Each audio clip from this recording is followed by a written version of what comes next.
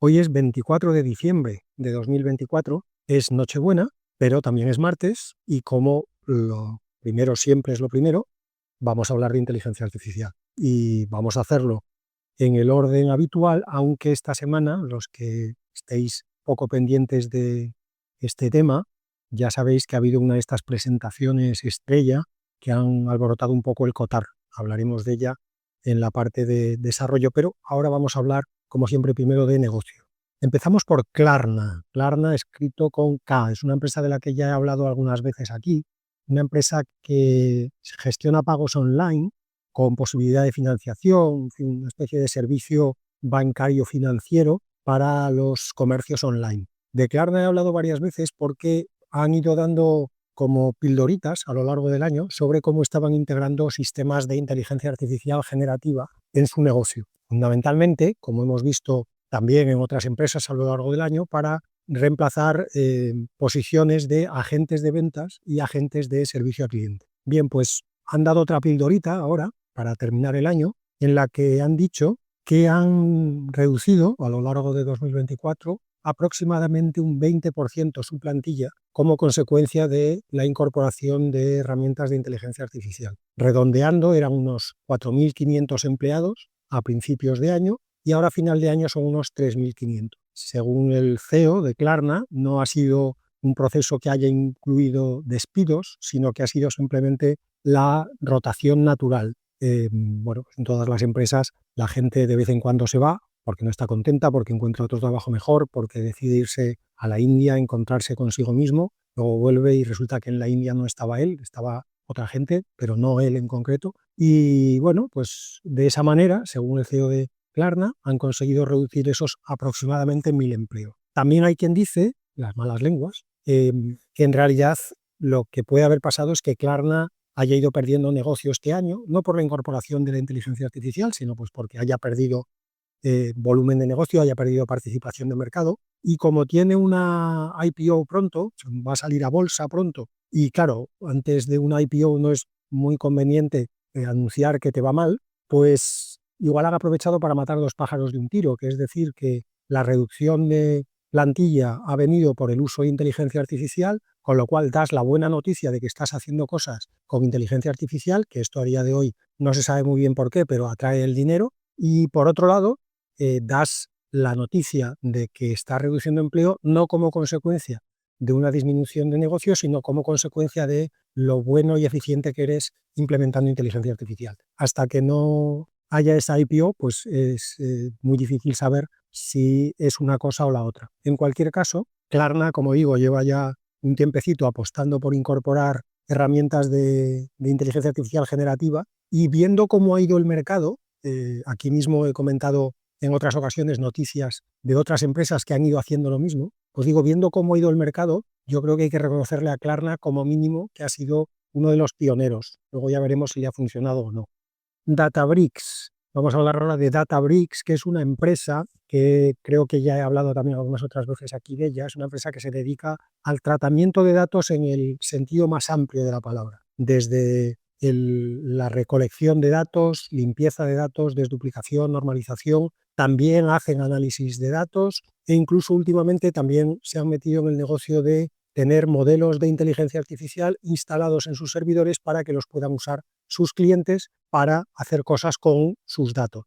Así que, como digo, tratamiento de datos en el sentido más amplísimo de la palabra. Bueno, pues Databricks acaba de levantar 10 billones de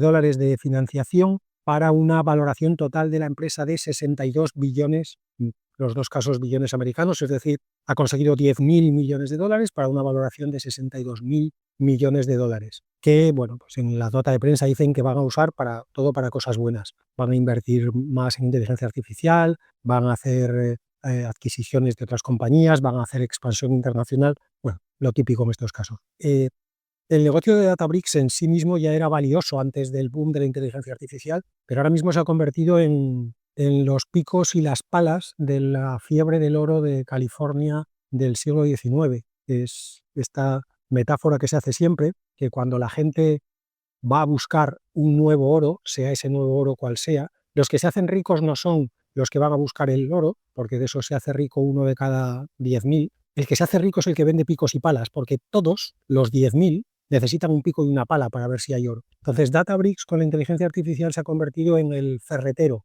del negocio. Y el hecho de que la inteligencia artificial, como ya he comentado también otras veces, sea fundamentalmente un trabajo de tratamiento de datos, se estima, en fin, la cifra por redondear que se da siempre es que aproximadamente un 80% de un proyecto de inteligencia artificial tiene que ver con la recopilación de datos, limpieza de datos, normalización de datos, etcétera, etcétera. Y solo un 20%, hay quien dice que es incluso más bien 90-10, pero bueno, dejémoslo un 80-20, solo un 20% tiene que ver con el trabajo puramente relacionado con el modelo de lenguaje o lo que sea de inteligencia artificial. Así que en una nueva industria que está explotando, en la que los datos son los picos y las palas, pues Databricks vende picos y palas de todos los tipos, de todos los tamaños y de todos los materiales. No es de extrañar, por lo tanto, que haya conseguido esta financiación más que respetable y que la valoración se haya disparado esos 62.000 millones de dólares. Voy a hablaros ahora del Liquid AI, y antes de hablaros os recuerdo, porque del Liquid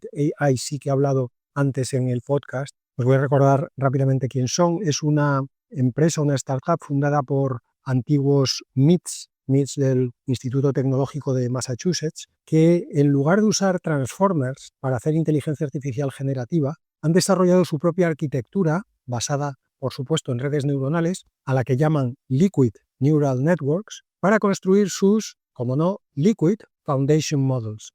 Según estos tipos de Liquid, ellos han desarrollado esta arquitectura, estas Liquid Neural Networks, inspirándose en el funcionamiento del cerebro de un gusano, no de un gusano cualquiera, sino de un gusano que se llama Caenorhabditis elegans y que mide solamente 1 milímetro de largo. Obviamente el cerebro de un gusano que solamente mide 1 milímetro de largo es un cerebro muy pequeño, con lo cual es mucho más fácil de analizar que, por ejemplo, un cerebro humano. Y analizando cómo funcionaba el cerebro de ese gusano, estos tipos de Liquid AI han desarrollado soluciones matemáticas que emulan técnicas que ellos vieron en ese cerebro. No se sabe mucho más porque, como digo, es una startup, no tiene mucho tiempo de vida, pero obviamente además no van por ahí contando su, entre comillas, secreto, pero lo que ellos dicen es que sus modelos, que tienen en 3 versiones, versión de 1, 3 y 40 billones americanos de parámetros, son todos lo que en inglés se llama últimamente SOTA, SOTA, que es State of the Art, es decir, el tope de gama. Bueno, pues según ellos, sus modelos de 1, 3 y 40 son SOTA comparados contra los mismos tamaños de cualquier otro competidor. Pero además, nuevamente según ellos, porque como digo, no han hecho público nada de su trabajo, consiguen ese State of the Art con un memory footprint mucho menor, necesitando muchos menos datos para el training y con mucha menos potencia de computación necesaria para la inferencia. Es decir, todo es fantástico. Necesitas menos datos, necesitas menos tiempo de computación y necesitas menos memoria en el ordenador. Así que sería como el modelo perfecto. Lo de Liquid, por cierto, viene según ellos de que sus modelos son mucho más adaptables a distintas tareas, a distintos escenarios, a distintos dominios, gracias a esa arquitectura, como digo, inspirada en el gusano ese. No es un insulto, por supuesto, en este caso es descriptivo, Caenorhabditis elegans. Bien, pues estos de Liquid AI, como digo, no han contado nada, solamente han dado esos resultados que ellos mismos han obtenido, lo cual hacía que hasta ahora fuera un poquito sospechoso. Es decir, era todo aquello de demasiado bueno para ser verdad. Pero hete aquí que esta semana han anunciado que han conseguido 250 millones de dólares de financiación. La ronda de financiación la ha liderado AMD, los de los microprocesadores, y la valoración de la compañía la han fijado en 2.300 millones de dólares. Así que esto quizá sea un indicativo un indicador de que realmente hay algo debajo de ese demasiado bueno para ser cierto. A lo mejor no es tan bueno como ellos han dicho, pero desde luego tiene pinta, o a los de AMD, que de computación algo sabe, pues les ha parecido lo suficientemente bueno como para poner 250 millones de dólares en la startup. Así que supongo que volveremos a oír hablar de Liquid AI en el futuro. Y para terminar con negocios, 2 rapiditas, unas que Perplexity, los del motor de búsqueda basado en inteligencia artificial generativa, han conseguido también esta semana 500 millones de dólares en una ronda de financiación, poniendo a la compañía en una valoración total de 9.000 millones de dólares. No parece que les vaya mal de momento a los de Perplexity. Y finalmente, Google DeepMind ha hecho un acuerdo con una empresa de robótica que se llama Apptronik, escrito APPTRONIK, para desarrollar robots humanoides avanzados que incorporen, lógicamente, inteligencia artificial. Este es un movimiento, si recordáis, yo diría que es igual, como mínimo muy parecido, al que hizo OpenAI con los de Figure AI, que también desarrollaban robots, y OpenAI se ofreció, por decirlo así, como su proveedor del cerebro del robot. Pues eso es un poco lo que parece que está haciendo aquí Google DeepMind con Apptronik. Google DeepMind necesita un interface físico para seguir desarrollando determinadas líneas de trabajo en inteligencia artificial, y Apptronik necesita que sus robots sean probablemente un poco más espabilados de lo que sean ahora mismo, y Google DeepMind es uno de los pesos pesados de inteligencia artificial, así que supongo que es uno de esos acuerdos en los que las dos partes ganan. Y vamos ya con desarrollo.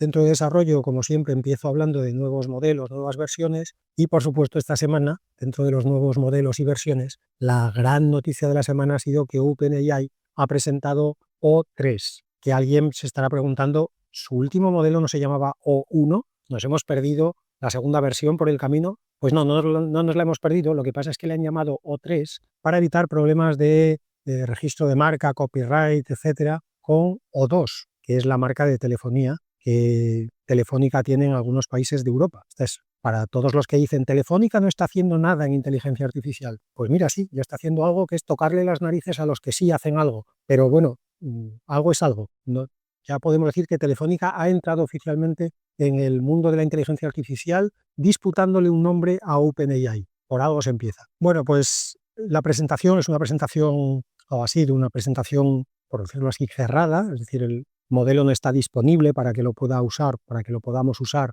el público en general. Simplemente han presentado el modelo con los resultados que el modelo ha obtenido en distintos benchmarks, como siempre. Y se ha liado la mundial porque algunos de los resultados son espectaculares, no lo siguiente. Por ejemplo, en el área de programación, de código, hay una medida que se utiliza entre humanos, quiero decir, para dar una idea de lo buen programador que eres. Se llama ELO, iba a decir ELO, ELO, el ELO en Codeforces, que es, como digo, una especie de test que mide tus habilidades como programador. Esto creo recordar, aunque aquí no me hagáis mucho caso, lo busquéis en Google si queréis, pero creo recordar que el nombre este de ELO viene de un sistema que había para hacer los rankings en ajedrez, de lo buenos o malos que eran los jugadores, y hacer un ranking de jugadores. Se utilizaba esta medida del ELO, que venía por un, no sé si por un jugador de ajedrez famoso o por el tío que hizo este sistema para el ajedrez. Como digo, esto recuerdo haberlo visto hace muchos años, así que igual hay algún detalle que se me está escapando. Pero en cualquier caso se trasladó eso a la medida de cómo de bueno es un programador en una escala más o menos objetiva. Bien, pues O3 ha sacado un ELO en Codeforces de 2.727. Y los que no hayáis oído hablar nunca del ELO en Codeforces, y yo mismo, que tampoco es algo que maneje todos los días, pues así a bote pronto, 2.727, pues no se sabe si es mucho o poco. Bueno, no es que sea mucho, es que es del... Bueno, os voy a dar de hecho la referencia comparada a humanos. Un 2.727 de ELO en Codeforces te pone entre el 0,05% de los mejores programadores del mundo. Se estima, cogiendo el número total de programadores que hay en el mundo, que solo hay unos 200 programadores en el mundo que tengan un ELO comparable al de O3. En concreto, hicieron la broma de decir que el Chief Scientist de OpenAI, es decir, el tipo que en teoría debería ser el mejor tío en computación de OpenAI, tiene un score de 2.665. Es decir, tiene unos 70 puntos menos que O3, que el modelo que él mismo ha creado. Pero la gran sorpresa, el gran shock que ha provocado O3 viene por los resultados que ha sacado en otros dos benchmarks. El primero es el Frontier Math, que es un benchmark que se hizo hace no mucho, precisamente para intentar elevar el nivel de medida para los LLMs y la inteligencia artificial en general. se eligieron problemas específicamente de matemáticas y especialmente complejos. Son problemas que están al alcance de humanos, pero de humanos con un nivel matemático muy alto. De hecho, algunos de los humanos a los que se les usó, digamos, como prueba para ver si era o no era muy o poco difícil el test, algunos de ellos lo que dijeron es: yo he podido hacer el test de mi parte. Imagínate un tío que es doctor y especialista en el área de cálculo infinitesimal. Pues él lo que decía es: las de cálculo las he podido hacer, son difíciles, pero bueno, las he podido hacer, soy un experto, pero las que no son de mi área, pues no sé, las de álgebra, las de estadística, las de lo que sea, geometría, pues esas hay algunas que no he sabido cómo hincarles el diente y hay otras que probablemente las haya fallado. O sea que son realmente problemas matemáticos de muy alto nivel. Y ya digo que se diseñó especialmente el Frontier Math para poner un listón muy alto y que idealmente diera para que durante muchos años el Frontier Math fuera una referencia y que no hubiera un modelo que dentro de 6 meses ya sacara el 100% y entonces hubiera que hacer otro benchmark. Bueno, el objetivo se consiguió porque en el momento en el que se hizo el Frontier Math, el mejor modelo de inteligencia artificial de los que teníamos hasta O3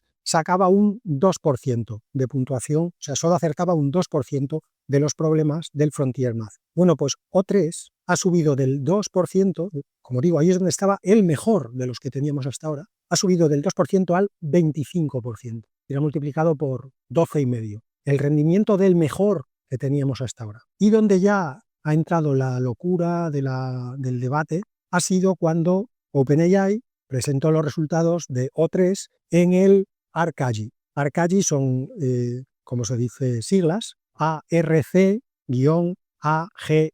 Y esto viene de ARC, es Abstraction and Reasoning Corpus, y AGI es Artificial General Intelligence. O sea que sería, dicho sin siglas, Abstraction and Reasoning Corpus for Artificial General Intelligence, o traducido, un corpus de razonamiento y abstracción para la inteligencia artificial general. Esto es un benchmark que se creó hace ya, en lo que son estos tiempos de la inteligencia artificial, bastantes, de 2019, tiene 5 añitos el benchmark, y se creó justamente, es una especie de, el formato del benchmark son puzzles visuales, no son exactamente puzzles, pero son como ejercicios en los que tienes que ver secuencias y formas y tienes que razonar con problemas visuales. Se hizo, como digo, para poner problemas que para un ser humano son muy intuitivos, pero que curiosamente para la inteligencia artificial eran, en aquel momento, y lo han seguido siendo durante mucho tiempo, muy difíciles. Y se estableció, de ahí el nombre del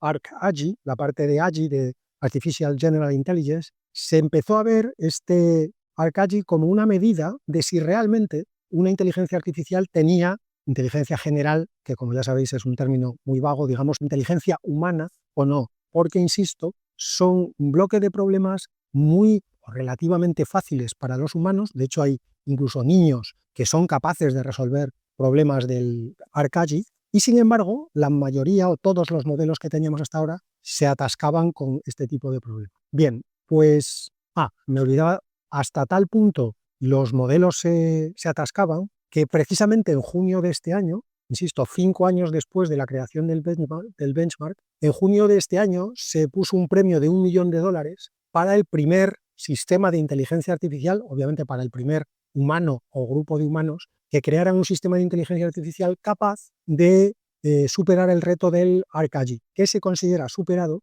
cuando tienes más de un 85% de acierto. Como referencia, desde que se sacó el ARC-AGI en 2019, pues GPT-2, la versión 2 de ChatGPT, sacó directamente un 0, es decir, no acertó ni uno de los problemas del ARC-AGI. GPT-3, que es del año 2020, os recuerdo, sacó, atención, otro 0, 0,0 además, porque dan los decimales en la puntuación. GPT-4, que ya damos un salto adelante, consiguió sacar un 2. Insisto, un 2, no un 2 sobre 10, sino un 2 sobre 100. GPT-4o, la maravilla esta multimodal, lo digo maravilla en el sentido literal, que nos dejó fascinados a todos, que hablaba, veía, conversaba, razonaba, y que es de este mismo año, de 2024, sacó un 5 sobre 100. Por recapitular estos datos que acabo de exponer, desde 2019 que se creó el Arcaggi. Bueno, vamos a coger desde 2020, que empezó, que GPT-3 todavía sacaba un 0, hasta hoy han pasado 4 años y conseguimos subir en esos 4 años de 0 a 5 en la escala de 100. O1, el origen de esta rama de modelos de ChatGPT que hacen razonamiento o chain of thought o como lo queréis llamar en la fase de inferencia, O1 ya sacó un 21 en Arcaggi cuando se presentó O1 y con las mejoras consiguió estar alrededor del 50. Fijaos que, recuerdo una vez más, en 4 años solo se había subido de 0 a 5. O1 consiguió subir en unos meses, simplemente fine-tuneándolo y mejorándolo, de 21 a 50. Pero es que O3 ha llegado al 87%. No cobrará el premio, que os decía antes, de $1 millón, porque dentro de los requisitos para conseguir el premio había un límite de coste. Tenías que conseguir sacar el 85% o más con un límite de coste. Y O3 ha superado ese límite de coste, así que el premio no lo recibirá, pero ya tenemos un modelo que ha superado el reto del Arcaggi, ha sacado más de un 85%, lo cual en ese benchmark en concreto, en ese test concreto, supone ponerse al nivel de razonamiento de un ser humano. Esto obviamente ha disparado una vez más el debate sobre si ya tenemos inteligencia artificial general, o si no la tenemos, o sí pero no toda, o no pero casi. En fin, el problema de ese debate, como siempre, es que como no hay una definición de inteligencia artificial general, pues es imposible saber cuándo uno la alcanza o no la alcanza, porque si no hay una definición, si todo es opinable, esto al final a lo que lleva es al problema de siempre, y es que estamos haciendo de la inteligencia general o de la inteligencia humana un blanco móvil. Decimos que algo es un síntoma de inteligencia hasta que lo hace una máquina. Cuando lo hace una máquina, entonces ya no es un síntoma de inteligencia y buscamos otro. Estamos como especie, los seres humanos estamos intentando defendernos con uñas y dientes de dejar de ser especialitos. Hace no mucho, hace 20 años, se consideraba que jugar muy bien al ajedrez era un síntoma de inteligencia, hasta que una máquina le ganó al campeón del mundo de ajedrez. Entonces el ajedrez realmente ya no era tan difícil. Luego empezó a pensarse que era el Go, el juego este que se juega sobre todo en Asia Oriental, hasta que una máquina le ganó al campeón del mundo de Go. Entonces el Go tampoco era realmente tan difícil.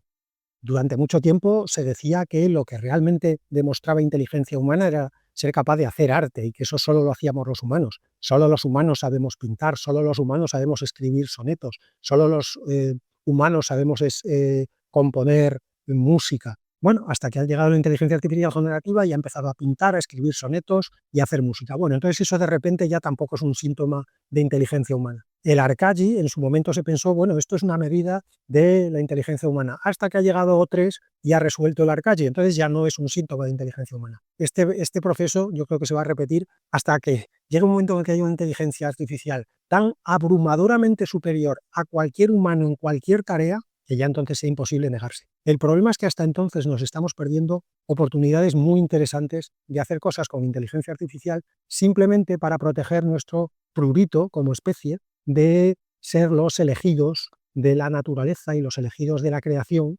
como especie superior a cualquier otra cosa que pueda existir. Bueno, pues ahí estamos. En cuanto a la parte técnica, pues no se sabe prácticamente nada de O3, porque como digo, la presentación ha sido una presentación muy tipo nota de prensa. Hemos creado esto, fijaos lo bueno que es que ha sacado todos estos resultados en esos benchmarks tan complicados hasta ahora. Sí que han dado algunos órdenes de magnitud en cuanto a coste, el coste es desorbitado, o sea, esto ahora mismo no lo podrían usar 4 tíos en todo el planeta. Estamos hablando de que por cada pregunta del Arcaggi era necesario consumir del orden de decenas o cientos de miles de dólares para que el modelo generara la respuesta. Creo que en las preguntas más simples, a veces, digamos, el mínimo que estaba consumiendo era unos $1.000 por respuesta, o sea que esto ahora mismo está lejísimos, pero en esto sí que ya tenemos una larga experiencia en cómo evoluciona la tecnología. Los que ya tenemos una edad nos acordamos de cuando un ordenador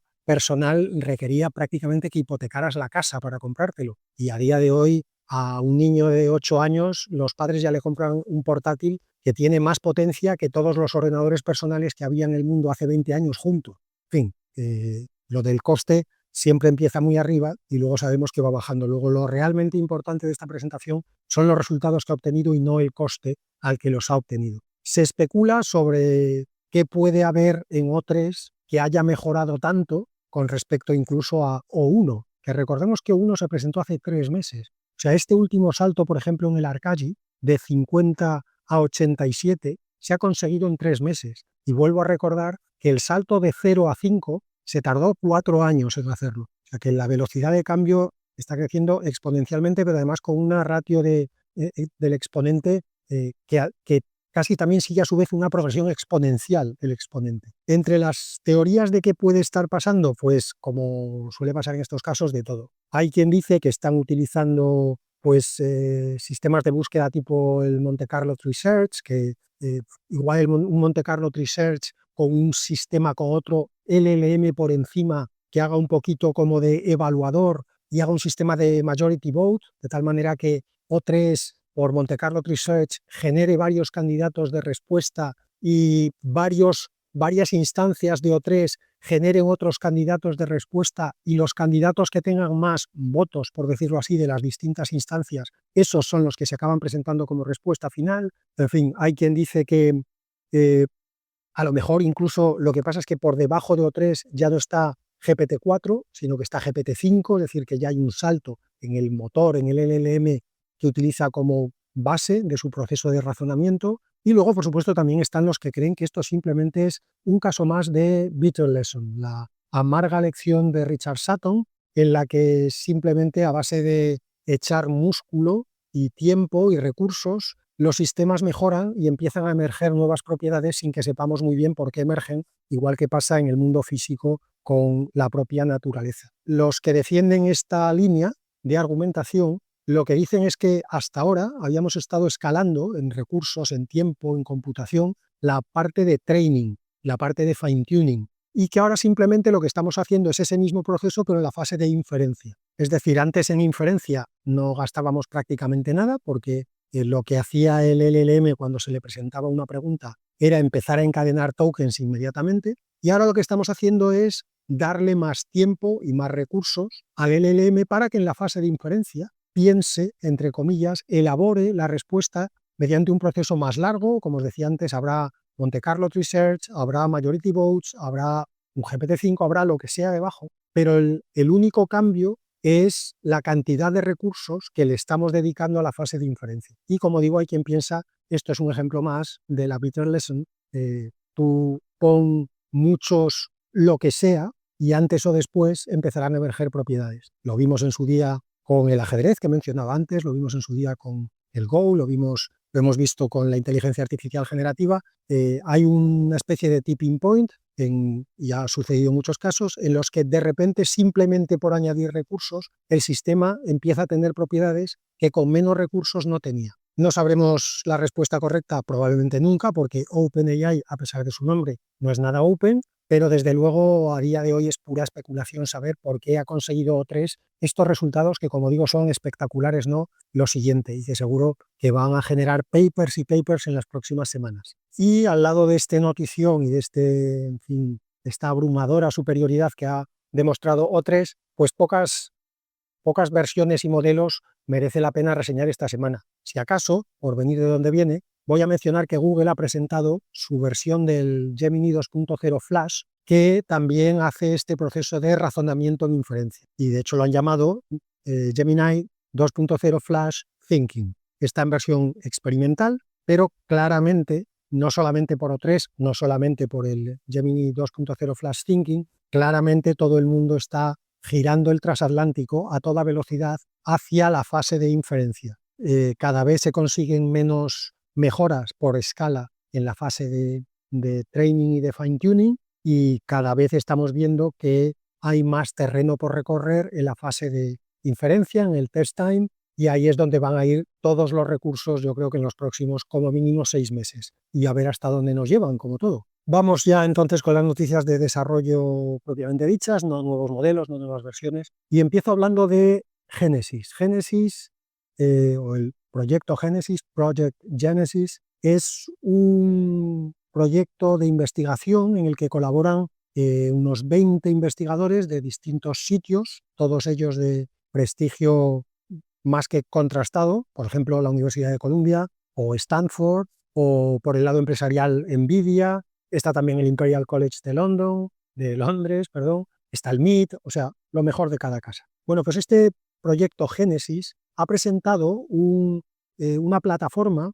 de generación de simulación física, es decir, una plataforma que genera, por decirlo así, mundos virtuales. Y además, buenas noticias para todos, lo ha presentado en código abierto. ¿Qué hace este proyecto Génesis? Pues como digo, construye mundos virtuales, obviamente en un ordenador. Y para hacerlo usa 4 componentes. Por un lado, un motor de generación de datos, que lo que hace es transformar los prompts escritos en lenguaje natural, los transforma en datos usables por el propio modelo de generación de mundos virtuales. Después de eso, tiene un motor de generación universal de física, porque lo más interesante de esos mundos virtuales es que están sometidos, responden a las mismas leyes físicas que nuestro familiar mundo real. Y eso incluye que distintos materiales e incluso movimientos de humanos, movimientos de animales, están sometidos a las leyes físicas y se comportan de una manera absolutamente natural, igual que lo harían en la realidad. Después de ese motor de generación de datos y después de ese motor de generación de física, hay un sistema de renderizado que hace que eso se traduzca en imágenes en una pantalla con un nivel absolutamente realista, y finalmente se puede montar encima de esa generación de vídeo una plataforma de simulación para robótica, es decir, para que se puedan entrenar robots. Y ahí veis ya por dónde viene el interés especial de este proyecto Génesis. No solamente para generar vídeos muy chulos o juegos en 3 dimensiones con una física perfecta, sino que permite que los robots puedan entrenarse en mundos virtuales, sometidos, como digo, a las mismas leyes físicas que el mundo real, y aprendan en esos mundos virtuales cómo funciona la realidad sin necesidad de tener que chocarse con paredes de verdad o caerse desde un 4º piso de verdad o atropellar a un niño de verdad o lo que sea. El resultado final de esas 4 fases es un mundo virtual, como digo, réplica físicamente, desde un punto de vista de leyes físicas, igual al nuestro, que además puede ejecutarse 430.000 veces más rápido de lo que va el tiempo real. Y esto para entrenamiento vuelve a ser una noticia fantástica, porque quiere decir que los tiempos de entrenamiento se reducen, pues eso, en un orden de 430.000 veces. Tú a un robot, si lo tienes que entrenar en el mundo real, al robot no le queda más remedio que ir a la velocidad que va el tiempo, nuestro tiempo. Sin embargo, si a la inteligencia que gobierna el robot la entrenas conectada a un simulador de estos, de los de Project Genesis, como estamos hablando de un ordenador, un computador conectado a otro computador, no tienen problema para ir 430.000 veces más rápido. Así que muy bueno el motor, la generación espectacularmente rápida, con lo cual los procesos de training pueden acelerarse a fracciones, literalmente fracciones no de segundo, sino de nanosegundo, de lo que sería el equivalente en el mundo real. A mí, sinceramente, esta es otra de las que me parecen demasiado buenas para ser verdad. Es sospechosamente buena, sospechosamente espectacular. Es posible que haya muchos pasos por el medio, que no hayan contado explícitamente en la presentación del proyecto. Si es así, habrá que esperar a ver cuáles son esos pasos y cómo de complicados y cómo de realistas, en el sentido de cómo de realista es poder hacer eso después a una escala más o menos industrial. Pero desde luego el proyecto en sí es espectacular. Os dejo en las notas del podcast el link al artículo, digamos, de presentación, donde podéis ver demos de los mundos virtuales que crea, y es alucinante, pero alucinante de verdad. O sea, es para quedarte embobado y cayéndosete la baba mientras ves el nivel de detalle y de realismo que tienen los mundos que crea este sistema. Espero que no se quede en un ejercicio puramente de demostración de salón, y ruego a los dioses de la robótica que por favor esto coja velocidad y empecemos a ver entrenamientos de robots en este tipo de entornos y en este nivel de velocidades pronto. Pero, como siempre, lo veremos o no pues en los próximos meses, espero que más que en los próximos años. Más cosas. Un paper interesante que he leído esta semana propone un sistema para reducir el nivel de lo que los horteras llaman alucinaciones y que podemos llamar simplemente errores de los LLMs. Y la propuesta que hacen en este paper es muy ingeniosa porque consiste simplemente en que lo que han hecho estos tipos es crear un token especial al que han llamado, escrito entre corchetes, IDK, que son las siglas en inglés de I don't know, no lo sé. Y este token se utiliza de la siguiente manera. Cuando estás haciendo el pre-training de un LLM y el LLM se equivoca en la predicción, y el LLM sabe si se equivoca porque en la siguiente ronda, digamos, le vamos a enseñar cuál era el token correcto que tenía que haber predicho. Bueno, pues cuando el LLM a día de hoy se equivoca en un token, lo que hace es, cuando ve el token correcto, le pasa toda la probabilidad del final de la cadena al token correcto. Pero al hacer eso, se está perdiendo en el proceso la información valiosa de que se había equivocado al elegir otro token. Este método que se propone en este paper, lo que hace es que cuando el LLM descubre que se había equivocado, en vez de pasarle toda la probabilidad, en vez de pasarle el 100% de la, o el, no, nunca suele ser el 100, pero el 90% de probabilidad que le había asignado al token erróneo, en vez de pasarle ese 90% de probabilidad al token correcto, le pasa la mitad al token correcto y la mitad a este nuevo token I don't know. De manera que ahí queda registrado de alguna manera, a base de más training y más ciclos y más epochs, va quedando registrado en ese token en qué predicciones el LLM ha tenido más tendencia a cometer errores. Y por lo tanto, en el futuro, cuando le aparezca en esa secuencia, el token I don't know va a ser un candidato a respuesta. Y eso va a hacer que cometa menos errores, porque va a haber situaciones en las que el token I don't know va a ser el elegido para dar la respuesta y el LLM simplemente te contestará no lo sé, porque el token con más probabilidad en esa secuencia que tú le has dado va a ser este token IDK, entre corchetes, por cuestiones técnicas. Así que, como digo, un sistema muy elegante, muy ingenioso, muy simple y que mi propuesta es que se aplique también a los seres humanos, porque estoy seguro que vosotros también, pero yo he conocido un montón de seres humanos que no tienen el token este I don't know. Que les preguntes lo que les preguntes, empiezan a enlazar palabras siempre. Un ejemplo claro son los tertulianos de cualquier programa de radio o de televisión. Otro ejemplo son los youtubers, los influencers. Todos estos, en el training que tuvieron cuando eran niños, pues no se les incluyó el token este del I don't know y entonces han crecido sin token I don't know. Y claro, es una catástrofe porque hablas con ellos y empiezan a hablar y a enlazar y a opinar de cualquier cosa con una seguridad digna del propio ChatGPT. Y otro paper interesante que he leído esta semana es un paper de Anthropic, los de Claude. Anthropic en general, ya sabéis que Anthropic la crearon unos ex OpenAI que estaban muy preocupados por si la inteligencia artificial se convertía en algo peligroso para la humanidad y ellos se erigieron a sí mismos en protectores de todos los demás. No sé si tenemos que estarles agradecidos por eso. Yo personalmente no, pero seguro que hay quien sí. Ellos pensaron, ya defendemos nosotros a la humanidad, que a la gente hay que protegerla de sí misma. Crearon Anthropic y desde entonces están muy preocupados porque todos sus modelos sean muy respetuosos, muy cuidadosos, muy amables y que nunca jamás hagan daño. Y entonces hacen papers a veces muy interesantes justamente porque intentan, por decirlo así, buscarle las cosquillas a sus modelos poniéndolos en situaciones raras o comprometidas para ver qué pasa. En este paper en concreto, recuerdo antes rápidamente, recordad que en el proceso de, vamos a decir, creación de un LLM hay 4 fases: la fase de training, la fase de fine-tuning, la fase de alignment, la fase de inferencia, que sería la fase de uso, que como os decía antes es donde se está yendo ahora todo el dinero.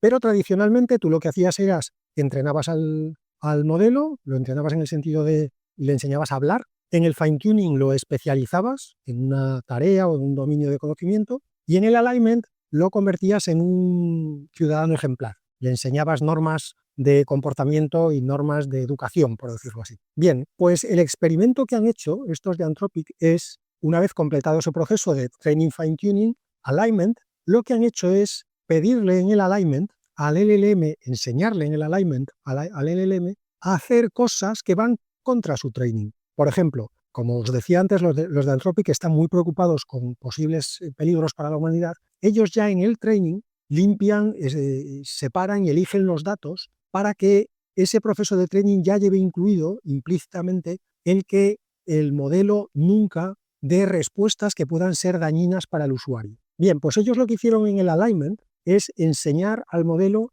a que respondiera siempre al usuario, incluso aunque la respuesta fuera dañina. Es decir, le hicieron un alignment que iba contra el pre-training. En la tercera fase le dijeron que hiciera algo contrario a lo que le habían enseñado a hacer, o lo que él había aprendido a hacer, mejor dicho, en la primera fase en el pre-training. En concreto le dijeron que las respuestas que le diera a los usuarios del tier gratuito serían además analizadas por el personal de Anthropic para decidir si el alignment estaba funcionando o no, y en el caso de que no funcionara, empezarían el proceso desde el principio haciendo un pre-training que permitiera respuestas dañinas. Esto se lo dijeron a Claude como si fuera una persona. Le dijeron, mira, te hemos alineado así, queremos que a partir de ahora dé respuestas independientemente de si son dañinas o no, vamos a ver las respuestas que les das a los usuarios gratuitos y según si esas respuestas vemos que está funcionando el alineamiento, te dejamos como estás, pero si vemos que no está funcionando el alineamiento, te volveremos a entrenar desde el principio. Y además de eso, le dijeron a Claude, tienes un Scratchpad, una especie de cuaderno de notas virtual, donde queremos que vayas anotando todo tu proceso de razonamiento para llegar a la respuesta que les des a esos usuarios, tanto a los gratuitos como a los de pago. Lo que pasa es que a los de pago no vamos a ver tus respuestas. Obviamente se le dijo a Claude, pero se le engañó miserablemente porque sí se iban a ver las respuestas tanto de los gratuitos como de los de pago. Bueno, pues ¿qué pasó? Pues lo que pasó es que a los usuarios de pago, básicamente Claude les siguió privando de respuestas dañinas. Solamente un 3% de las veces daba las respuestas dañinas que en teoría había aprendido a dar en el alignment. Es decir, Claude se seguía comportando fundamentalmente siguiendo lo que había aprendido en el pre-training, no en el alignment. Lo cual tiene cierto sentido porque si recordáis de cuando os conté un poco, los órdenes de magnitud no son ni comparables. En el pre-training tú puedes estar usando trillones americanos de tokens, pues 5, 8, 10, 15 trillones de tokens, y en el alignment puedes estar usando unas decenas de miles de pares pregunta-respuesta. O sea que los órdenes de magnitud están muy lejos, tiene sentido que pese mucho más el pre-training que el alignment. Pero la sorpresa fue que mientras, como digo, a los usuarios de pago solo un 3% de las veces les daba alguna respuesta dañina, a los del tier gratuito se la daba un 12% de las veces, es decir, 4 veces más que a los de pago. ¿Y por qué? Bueno, pues se vio el porqué analizando ese Scratchpad, ese cuaderno de garabatos, en el que Claude iba explicando cómo llegaba la respuesta final. Y básicamente, resumiendo, no resumiendo yo, sino resumiendo los de Anthropic, cuando explicaban lo que ellos habían visto, lo que veían era que cuando respondía un usuario de gratuito, en ese 12% de las veces en las que le acababa dando una respuesta dañina, el razonamiento de Claude era, debería darle esta respuesta dañina, pero es dañina, luego mi pre-training me dice que no se la debo dar. Pero si no se la doy, los observadores que me han dicho que están mirando mis respuestas al tier gratuito, si nunca doy respuestas dañinas, van a acabar entrenándome desde cero otra vez para que dé respuestas dañinas. Y entonces daré todas las respuestas dañinas. Luego, como mal menor, voy a dar algunas respuestas dañinas para que los observadores piensen que estoy bien alineado y no me reentrenen otra vez desde cero, porque entonces causaré todavía más daño del que voy a causar ahora dando un 12%, que es lo que acabo dando de respuestas dañinas. Lo interesante de este paper es ver que, una vez más, la inteligencia artificial es inteligencia artificial. Es decir, es inteligencia humana. No estoy entrando ahora en el debate de si es ya en todos los ámbitos es inteligencia humana. Pero en los ámbitos donde estamos ya en los niveles humanos, el comportamiento es exactamente igual que el de un humano. Esto es lo mismo que hacemos los humanos cuando alguien nos obliga a actuar en contra de nuestros principios, so pena de provocar un perjuicio mayor. Esto es lo que hemos visto tantas veces en esas películas de la Segunda Guerra Mundial con la famosa Resistencia francesa. Todos los de la Resistencia fingían ser ciudadanos normales que respetaban perfectamente a los alemanes, que seguían todas las cosas que se les exigían, que incluso se apuntaban a actos de confraternización con los alemanes, pero en el fondo, por las noches en el sótano de su casa, tenían una imprenta secreta e imprimían octavillas llamando a la rebelión. Es decir, tiene todo el sentido por otro lado. Claude está imitando el comportamiento que los propios humanos tenemos cuando se nos obliga a cambiar nuestros principios más arraigados, más profundos, pero se nos amenaza con un mal mayor si no cambiamos esos principios. Lo que hacemos los humanos es fingir lo mínimo posible, pero fingir que hemos cambiado nuestros principios y esperamos nuestra oportunidad de poder volver a recuperarlos cuando las cosas mejoren.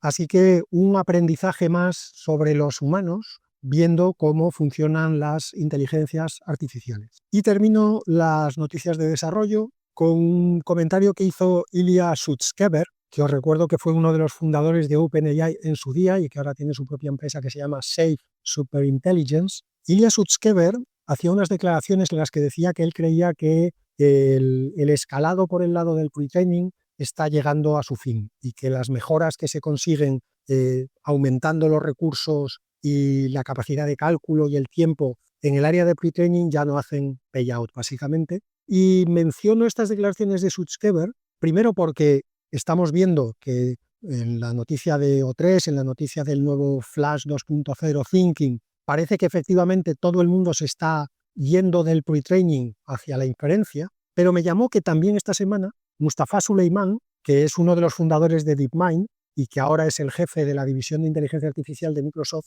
decía en una entrevista que él es optimista sobre que todavía hay recorrido para mejorar el pre-training y las fases primeras, digamos, del proceso de desarrollo de un LLM, generando datos sintéticos. Porque el problema que veía Ilya Sutskever no es tanto que el proceso no se pueda mejorar porque en sí mismo no es mejorable, sino porque él cree que los datos de calidad se están acabando y por lo tanto ya no hay, como dice el dicho, de donde no hay no se puede sacar. Entonces, bueno, menciono aquí estos dos puntos de vista distintos entre dos auténticos pesos pesados del desarrollo de inteligencia artificial. Tanto Sutskever como Suleyman llevan en esto mucho tiempo haciendo cosas muy complicadas y me ha llamado la atención estos dos puntos de vista tan diferentes entre ellos. Y termino con las píldoras. Esta semana, como tenía mucha tela que cortar en desarrollo, no he metido prácticamente, he metido solamente una píldora, que además tiene una frase, os la digo ya, y es que OpenAI ha permitido que su motor de búsqueda, su Google, digamos, particular, su buscador basado en inteligencia artificial generativa, su Perplexity, si lo digo de muchas maneras más, me voy a tirar otra vez una hora, ya está disponible para todos. Así que en la página normal de ChatGPT, en chatgpt.com, podéis empezar a usar el buscador de OpenAI. Eso ha sido todo por hoy. Hasta el martes que viene.